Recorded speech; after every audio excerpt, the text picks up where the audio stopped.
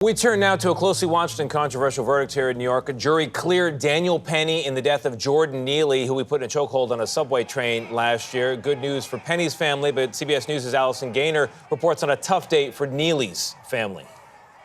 I miss my son. My son didn't have to go through this. Jordan Neely's father spoke just minutes after being thrown out of the courtroom yesterday for yelling after objecting to the verdict. It hurts. Really, really hurts. Others cheered when the jury foreperson announced the unanimous decision. 26-year-old Daniel Penny was not guilty of criminally negligent homicide. The case stems from an incident on May 1, 2023. 30-year-old Jordan Neely, who struggled with homelessness, mental illness, and drug addiction, entered a subway car. Witnesses say he was acting erratically, screaming threats to kill.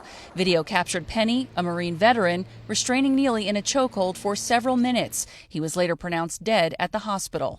On Friday, the judge tossed out the top charge of manslaughter in the second degree after the 12 jurors could not reach a unanimous decision. It took less than 2 hours yesterday to deliberate on the lesser charge before reaching a verdict. Prosecutors had argued Penny was justified for using some force, but that he used way too much for too long, nearly 6 minutes, they said. The defense said he was just protecting himself and fellow passengers.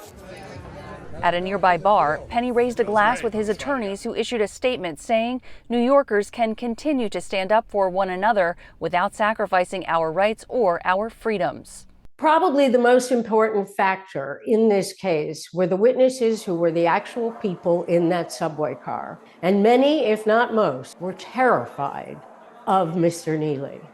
New Yorkers do understand that. Alice Gaynor is with us now. Alice, you covered much of this from inside the courtroom. What was the feeling or the mood like there? So yesterday I was watching the jury foreperson. When she announced the verdict, she paused. It was a little bit dramatic, and she said not guilty. And I'm so used to it being silent in the courtroom when a verdict is read. A judge usually gives a reminder to people in the gallery, whatever you're feeling, keep it inside. But it erupted. I mean, it was chaos. You had court officers screaming at people to be quiet. People were giving thunderous applause and cheering. Jordan Neely's family was really upset, and his father actually got thrown out of the courtroom because he was yelling. So really intense.